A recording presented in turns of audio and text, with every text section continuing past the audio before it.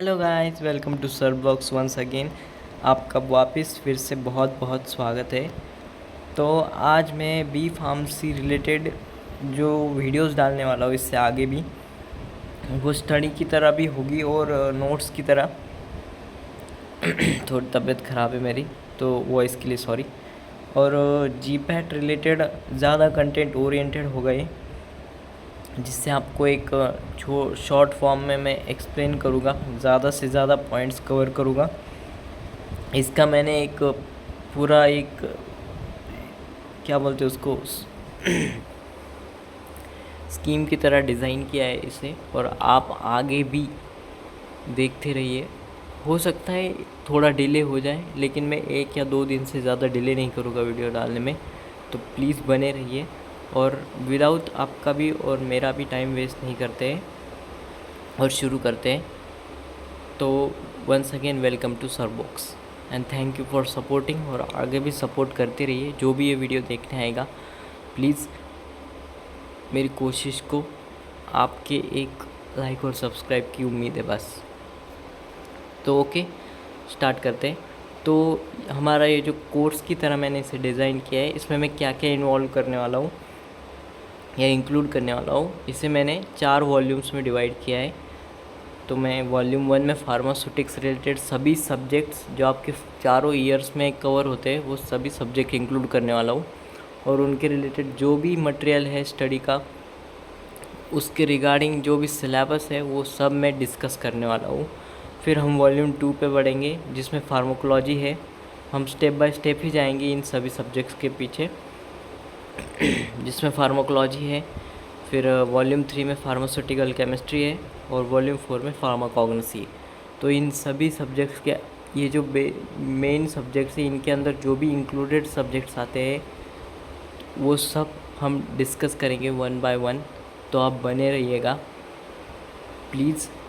आपको एक जी पैट के लिए प्रिपरेशन के लिए मैं पूरा कोशिश करूँगा कि आपको अच्छे से पॉइंट्स बना के दूँ, और आपको एक्सप्लेन कर पाऊँ जो पूरा सिलेबस है वो। सो ओके, हम आगे बढ़ते हैं। तो हम वॉल्यूम 1 शुरू कर रहे हैं फार्मास्यूटिक्स का अभी से। क्या है, मैं आपका वक्त ज़्यादा नहीं लूँगा, और हो सकता है कि वीडियो थोड़ा 1-2 दिन बाद भी आए, लेकिन मैं कोशिश करूँगा कि इसे कल के कल ही डालने की कोशिश करूँगा, इसका जो नेक्स्ट पार्ट है।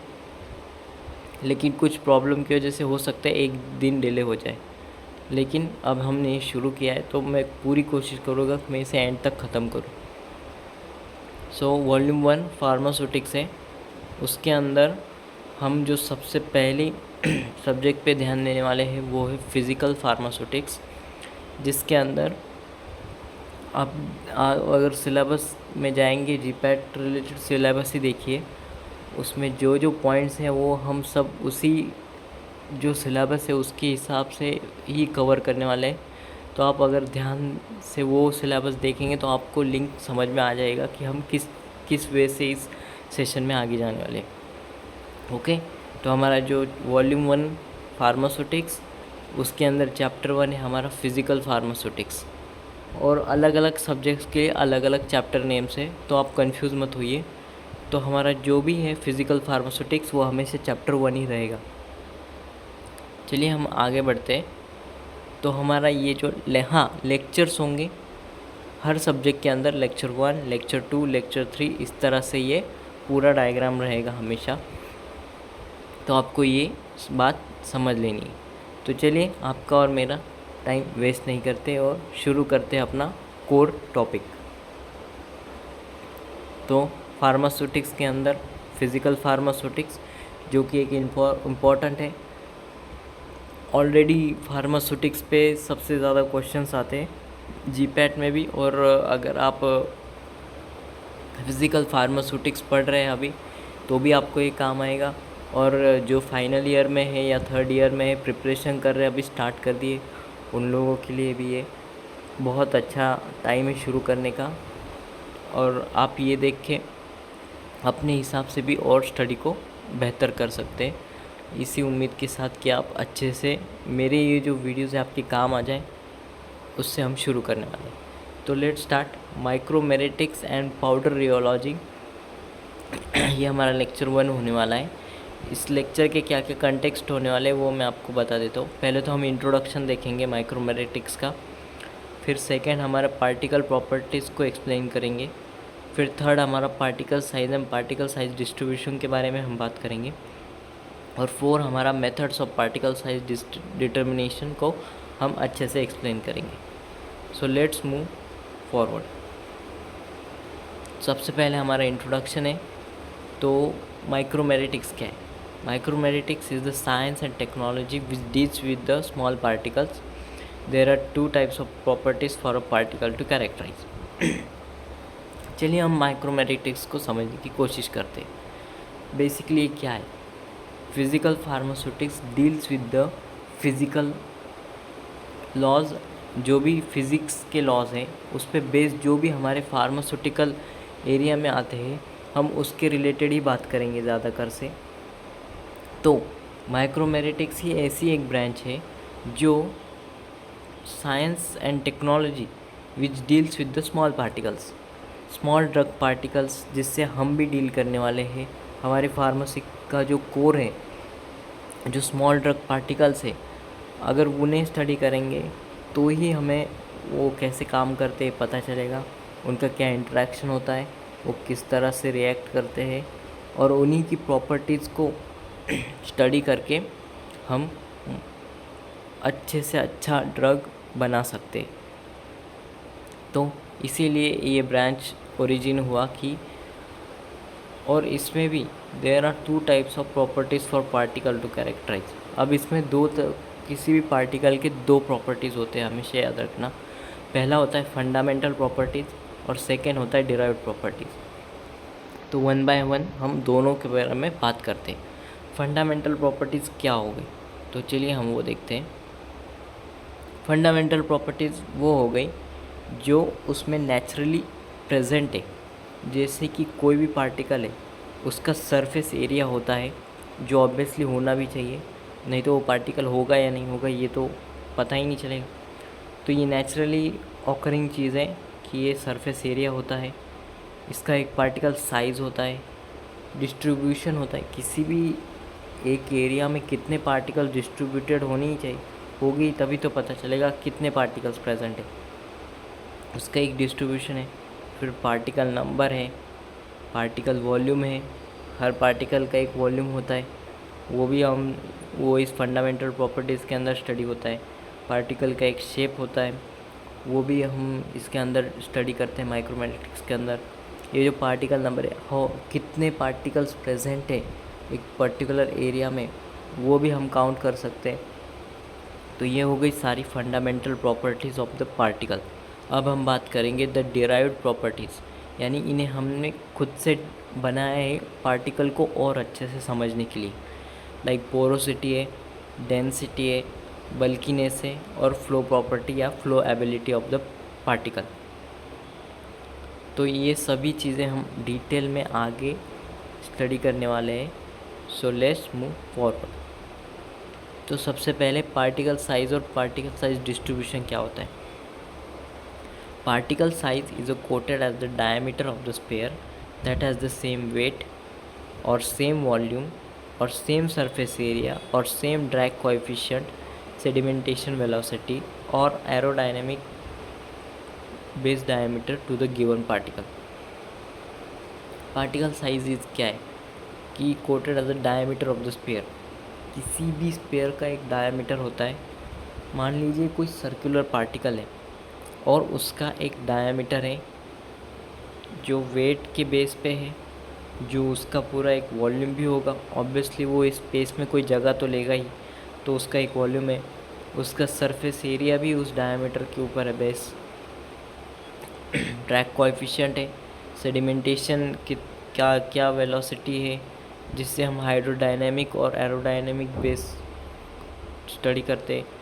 वही हो गया उस पार्टिकल का साइज़ और उसका दिया हुआ फंडामेंटल अभी हमने जो फंडामेंटल प्रॉपर्टीज़ की बात की ना, उसी के बेस पे पार्टिकल साइज एक्सप्लेन होता है। सो लेट्स मूव फॉरवर्ड। पाउडर्स अब आप बोलेंगे ये पार्टिकल साइज चल रहा था, पाउडर्स कहाँ से आ गए, राइट? तो पार्टिकल्स एक साथ मिलते हैं तब जाके एक पाउडर्स बनती है। तो जो सर्कुलर पाउडर है, पार्टिकल है, वो जब एक साथ आएंगे तो पाउडर की तरह होंगे। ऑब्वियसली वो चिपके तो है नहीं, यानी उससे कोई चीज़ तो बनी नहीं है, तो पाउडर रहेगी। और यही हमारी फार्मास्यूटिकल इंडस्ट्री में पाउडर है, उसका बहुत इम्पोर्टेंस है। और इसीलिए उसको 2 टाइप्स में डिवाइड किया है। फर्स्ट है मोनो डिस्पर्स पाउडर और सेकंड है पॉली डिस्पर्स पाउडर। तो मोनो डिस्पर्स में क्या होता है, all particles are of same size, यानी उस पाउडर का जो कोई भी आप बंच उठा लो, पाउडर उठा लो और उसको माइक्रोस्कोप के अंदर चेक कर लो, तो आपको दिखेगा कि ऑल पार्टिकल्स, जितने भी उस पाउडर के अंदर पार्टिकल्स हैं, वो एकदम सेम साइज़ के, अलग नहीं है। मैक्सिमम सब यूनिफॉर्म है, एक तरह के पार्टिकल्स हैं, एक साइज़ के, एक वॉल्यूम के। पॉली डिस्पर्स पाउडर में इसका बिल्कुल उल्टा है, हर पार्टिकल अलग साइज़ का है, हर पार्टिकल कोई छोटा है, कोई बहुत बड़ा है, कोई छोटे बहुत ही माइक्रो साइज़ में है और कोई बहुत ही मैक्रो साइज़ में। तो यही चीज़ें बनाती है पॉली डिस्पर्स पाउडर और मोनो डिस्पर्स पाउडर को। अब इसका एवरेज पार्टिकल साइज अगर मान लीजिए पॉली डिस्पर्स पाउडर को आप स्टडी कर रहे हो, अब पता करना है, काउंट तो कर लिए कितने पार्टिकल्स हैं, लेकिन उसका एवरेज निकालना पड़ेगा, क्योंकि हर एक पार्टिकल का अपना एक वॉल्यूम है और अलग अलग है सब। तो उसके लिए उसका एवरेज निकालने का वही फार्मूला यूज़ होता है जो मोस्टली मीन निकालने के लिए यूज़ होता है। कोई भी सिंपल एवरेज निकालने का फार्मूला, वो आपको पता ही है। सो हम आगे बढ़ते हैं, methods of particle size determination. तो अब पार्टिकल साइज़ तो है, लेकिन उसको डिटरमाइन कैसे करेंगे? कोई तो चीज़ चाहिए जिससे हम उसे देख सकते हैं, लाइक पता तो चले कि पार्टिकल्स की साइज़ क्या है, शेप्स क्या है। मैं बोल रहा हूँ आपको कि इतने, मतलब एक मोनो डिस्पर्स है, लेकिन आपको पता कैसे चलेगा अगर आप जब तक देखेंगे ही नहीं कि उसमें मोनो डिस्पर्स में पार्टिकल सेम साइज़ के है या नहीं। तो वही सब देखने के लिए अलग अलग मेथड्स होती है जिससे हम पार्टिकल्स की साइज़ को डिटरमाइन कर सकते हैं, और वो हमें मदद करती है आगे और डेप्थ तक एनालिसिस करने में। तो इसमें जो पहला मेथड है वो है माइक्रोस्कोपिकल मेथड, माइक्रोस्कोपी मेथड।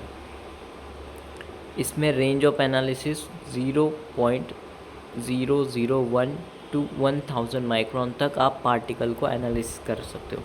इतनी छोटी साइज़ के पार्टिकल्स को आप एनालाइज कर सकते हो। कौन सा इंस्ट्रूमेंट यूज़ होगा इतनी छोटी साइज? माइक्रोस्कोप तो बोल दिया, लेकिन कौन सा?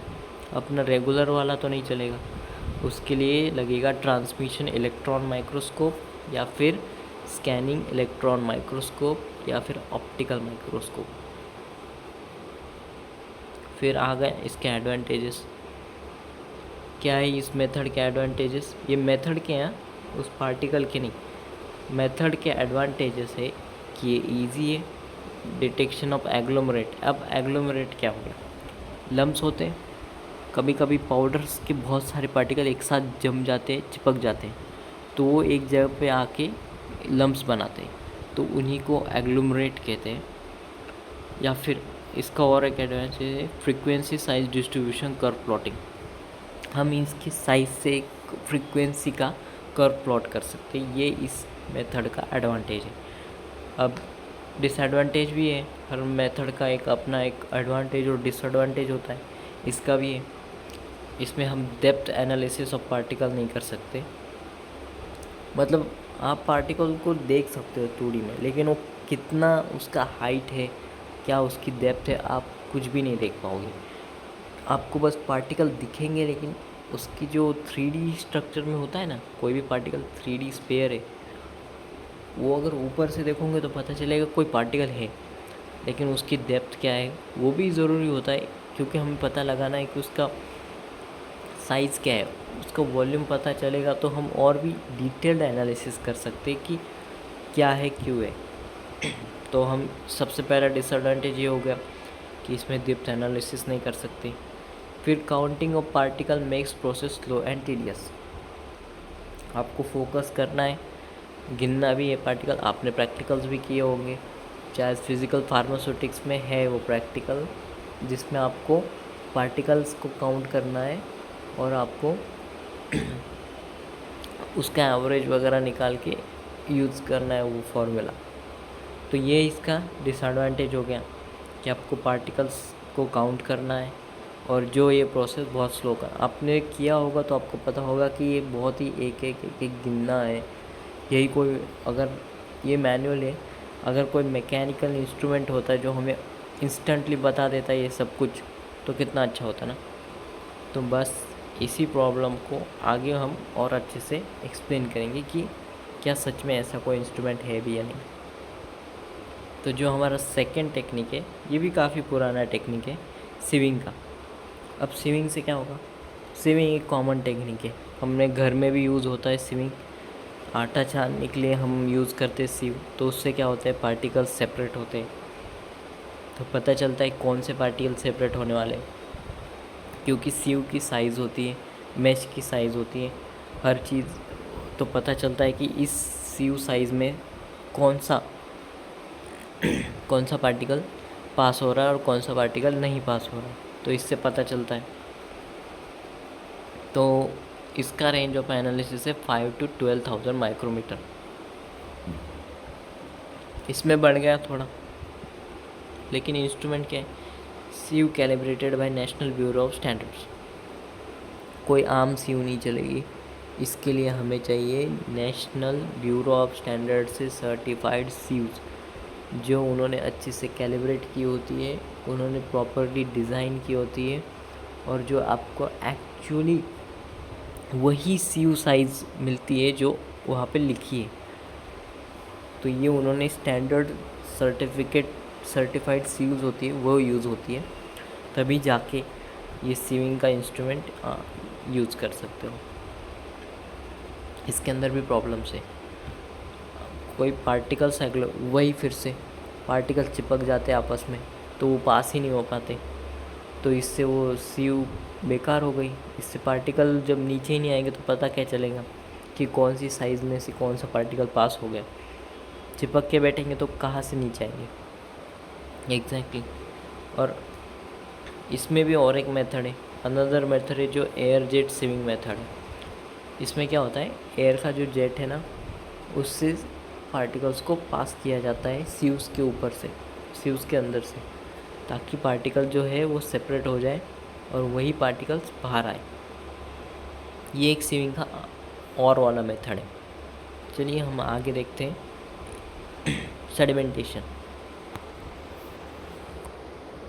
तो रेंज ऑफ एनालिसिस है इसका 1 to 200 माइक्रोन। इसके अंदर जो इंस्ट्रूमेंट होता है वो है एंडरसन पिपेट। आप अगर एंडरसन पिपेट अगर आपने प्रैक्टिकल किया होगा तो आपको पता होगा कि वो किस तरह से होता है। इसके अंदर जो मेन लॉ यूज़ होता है वो है स्टोक्स लॉ। जो क्या कहता है हम वो डिस्कस कर लेते हैं।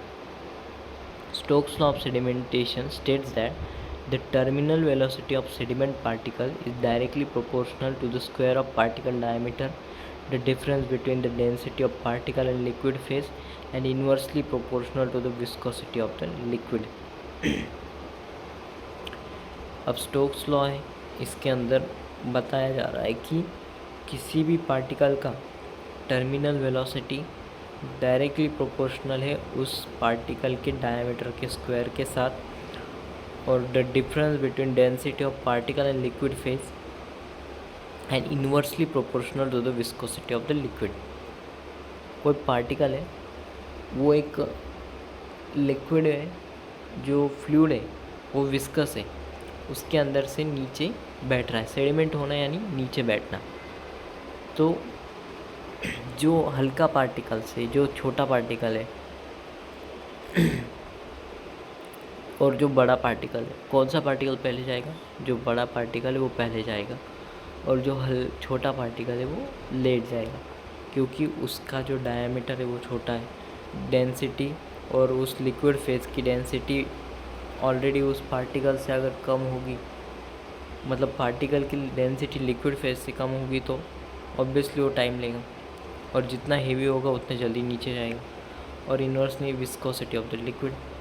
तो इससे हम पता लगा सकते हैं कि सेडिमेंटेशन की जो मेथड है वो भी हमें पार्टिकल साइज डिटरमाइन करने के लिए मदद कर सकती है। चलिए नेक्स्ट, अब हमारी जो फोर्थ मेथड है वो है कंडक्टिविटी यानी काउंटर। अब इसमें क्या होता है, when a suspended particle travels across the orifice it displaces its own volume of electrolyte, this causes change in the electrical resistance. तो ये ना एक डिजिटल है मेथड है, जिससे कि एक पार्टिकल है ना, वो एक ओरिफाइस यानी एक होल जैसी जगह से पास होता है, और वो जब पास होता है तो वो अपने वॉल्यूम के जितने इलेक्ट्रॉइड्स को डिस्प्लेस कर देता है, जिससे वो इलेक्ट्रिकल रेजिस्टेंस की वजह से पता चल जाता है कि कौन सा पार्टिकल पास हुआ है, और वो काउंट हो जाता है उस मशीन में। तो इसके मेन एडवांटेजेस देख लेते हैं। फास्टेस्ट काउंटिंग होती है, फास्ट पार्टिकल जा रहा है, इलेक्ट्रिक है इसलिए जल्दी से काउंट हो रहा है। 1000 पार्टिकल्स काउंटेड इन 1 सेकेंड, इतना फास्ट है। मतलब जो पुरानी जो मेथड्स थी वो टीडीएस गिनने वाली हो गई, माइक्रोस्कोपी, सीविंग हो गई, जो भी मेथड्स है उसमें ये मेथड सबसे फास्टेड है, क्योंकि इसमें 1000 particles counted in 1 second. Microscopy में एक एक गिनते बैठो, उसमें कोई छूट गया, कोई रह गया, कई लम्स आए हुए, तो समझ में ही नहीं आ रहा है। इसमें क्या है, सिंगल पार्टिकल पास हो रहा है, जल्दी से काउंट हो रहा है। 1000 पार्टिकल्स काउंटेड इन 1 सेकेंड, ख़त्म। More reliable since number of particles are counted, reliable है क्योंकि ज़्यादा से ज़्यादा पार्टिकल्स काउंट हो रहे हैं। To study the particle growth and resolution and the effect of antibacterial agent on the growth of microorganism, ये इसका एक यूज़ हो गया कि हम पार्टिकल ग्रोथ और डिसोल्यूशन को भी स्टडी कर सकते हैं, और effect of antibacterial agent on the growth of micro organism ये भी हम चेक कर सकते हैं इसकी मदद से। तो ये एक बहुत ही कन्वीनियंट है कंडक्टिविटी ये मेथड, इसको काउंटर भी बोलते हैं। तो आप इसे नोट कर लेना, क्योंकि ये क्वेश्चन आता है काउंटर के ऊपर, एक क्वेश्चन आता है जीपैट में, तो हो सकता है कि आपको भी आ जाए, तो इसको नोट करना, ये इम्पॉर्टेंट है, ये पॉइंट्स देख लो आप। चलिए नेक्स्ट, फिर methods of particle size determination में और भी मेथड्स हैं, लेकिन वो जो पहले थी ना वो ज़्यादा इम्पोर्टेंट मेथड्स थी, मोस्ट ऑफ द वही इम्पोर्टेंट है, ये भी है, लेकिन ये थोड़ी अलग अलग केसेस में, ये अलग अलग सिचुएशंस में हम डिस्कस कर लेंगे आगे भी। जैसे कि एक है इलिट्रेशन, हम इसको बस अभी फ़िलहाल के लिए इसको बस नेम कर रहे हैं, लिस्ट कर रहे हैं। जैसे ही मुझे मौका मिलेगा मैं इन्हें भी अलग से आपके लिए एक्स्ट्रा नॉलेज के तौर पे इसको एनलिस्ट कर दूँगा, क्योंकि हमें बहुत ज़्यादा कवर करना है, तो हम इन बातों पे ज़्यादा मतलब ज़रूरी है, हर चीज़ नॉलेज के लिए ज़रूरी होती है, लेकिन फिर भी हम कोशिश करेंगे एक एक्स्ट्रा लेक्चर या मैं कुछ भी एडजस्ट करूँगा और आपको ये भी एक्सप्लेन करने की कोशिश करूँगा। तो कोई नहीं, आप खुद भी अगर कोशिश करेंगे तो इजीली मिल जाएगा। इसमें इलुस्ट्रेशन है, लेज़र लाइट स्कैटरिंग मेथड है, एक्सरे डिफ्रैक्शन, जो हम आगे क्रिस्टल्स वगैरह की बात होंगी तब हम ये मेथड तो देखने वाले। कैस्केड इम्पैक्शन है, रोटेटिंग ड्रम मेथड है, फ्लूइड क्लासिफिकेशन मेथड है, और सरफेस मेथड है, जो आगे हम डिस्कस करेंगे। ओके नेक्स्ट, तो यहाँ पे हमारा पार्ट 1 ख़त्म हुआ है। अभी तक माइक्रोमेरेटिक्स और पाउडर रियोलॉजी ख़त्म नहीं हुआ है, इसका पार्ट 2 है, जो मैं कल 10 बजे तक रात को डालने की कोशिश करूँगा, या तो फिर नेक्स्ट डे अगले मॉर्निंग में आ जाएगा, ऐसा कोई प्रॉब्लम नहीं है, हम कंटिन्यू करेंगे। सो ओके, तो अगले जो टॉपिक्स हैं वो देख लीजिए आप, माइक्रोमेरेटिक्स एंड रियोलॉजी पार्ट 2, ताकि हमें और भी डिस्कस करना है, और सरफेस एरिया डिटर्मिनेशन, जिसके बारे में बहुत सारे पॉइंट्स हैं, जो हमने डिराइव्ड प्रॉपर्टीज़ सीखी थी उसको ही हम आगे डिस्कस करने वाले हैं नेक्स्ट वीडियो में। सो प्लीज़ कंटिन्यू वॉचिंग और पढ़ते रहिए और अपना खुद का भी एक नोट्स बनाइए। मेरी वीडियोस के भी जो अगर आपको कोई इम्पोर्टेंट पॉइंट लगे तो नोट कर लीजिए ताकि आपको फ्यूचर में हेल्प हो। वीडियो से ज़्यादा कुछ सीखने नहीं मिला तो भी चलेगा, लेकिन आपको खुद को भी एक मोटिवेशन बनाए रखिए कि नहीं, मुझे कहीं ना कहीं से कुछ ना कुछ लेना है जिससे कि मुझे मेरे एग्ज़ाम में हेल्प हो। और हमें हमेशा कोशिश करते रहनी चाहिए सीखने की। लर्निंग ख़त्म नहीं होती, भले कोई कैसा भी बता रहा हो, लेकिन हमें जो पॉजिटिव है उसमें से वो देखना है। तो हो सकता है मेरी वीडियोस में भी कोई कमी हो, लेकिन ज़रूरी नहीं है कि आप उन कमियों को ध्यान दो। आप कोशिश करो कि इसमें मैंने कुछ भी, अगर आपके काम जैसा कुछ भी डाला है तो उसे चेक करने के लिए ज़रूर आइए। मैं इसी फॉर्मेट्स में वीडियो बनाऊँगा। अगर आपको ये फॉर्मेट अच्छा लगा तो प्लीज़ मुझे कमेंट कर बताइए। अगर कोई डाउट है तो आप मुझे पूछ सकते हैं। और कुछ भी अगर आपको नहीं, मतलब कुछ भी अलग लगा या नहीं लगा, अनवांटेड सा लगा, तो आप अपना प्लीज़ कमेंट डाल दीजिए बिंदास। मुझे कोई प्रॉब्लम नहीं है, मैं आपके जितने भी कोई क्वेरीज होगी वो आंसर करने की कोशिश करूँगा। Thank you. तो मिलते हैं नेक्स्ट वीडियो में। Good night.